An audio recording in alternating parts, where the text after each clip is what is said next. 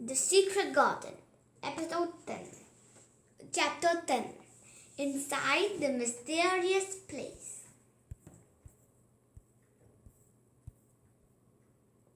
Mary stood with her back against the door, looking around with excitement, wonder, and delight. She was standing inside the secret garden.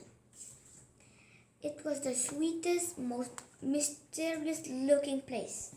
The high walls were covered with the bare stems of roses that had grown together thickly. The ground was covered with brown grass that had clumps of rose bushes growing out of it. Some of the roses had run up the trees and swung down. Now from the branches in long tendrils, Mary recognized these plants because she'd seen roses growing in India, but she didn't know if they were dead or alive.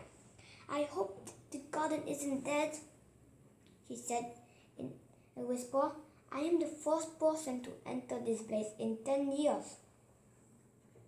As Mary walked along, quietly examining the roses, the robin hopped about or flew after her from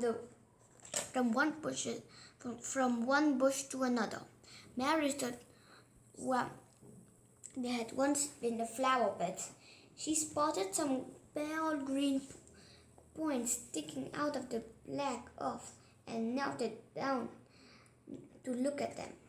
They are tiny growing things," she whispered. "Perhaps there are no more coming up in another place." Mary looked in an old border bed and among the grass. She grew more excited as she found more pale green points. "It isn't quite a dead garden," she cried out, "even if the roses are dead.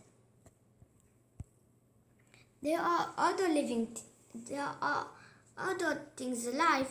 Mary didn't know anything about gardening, but the grass seemed too thick in some places where the green points were trying to push their way through. She searched until she found a sharp stick.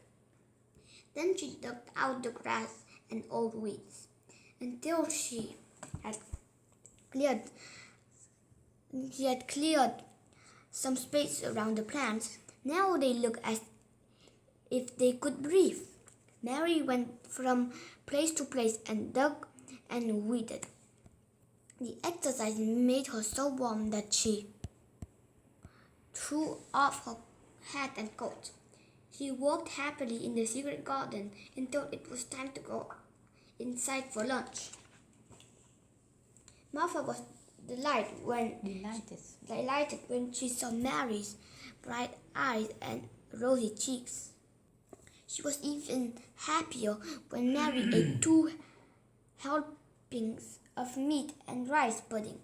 "Mother will be pleased when I tell her what skipping rope has done for you." Mary did not reply. She was thinking about the strange white roots she had come across while digging. Perhaps Martha would know what they were. "I saw something that looked like an onion in the garden today." She was careful not to say "the secret garden." "Those are bulbs. Lots of spring flowers grow from them. Snowdrops, crocuses, daffodils, lilies. Dickens got a whole lot of them planted in our bit of garden." Mary had finished eating, so she went to sit in front of the fire. "I wish I had a little shovel." Martha laughed. "Are you going to start digging?" Mary knew she had to be careful. If Mr. Craven found out that someone had opened the door, he would be very angry.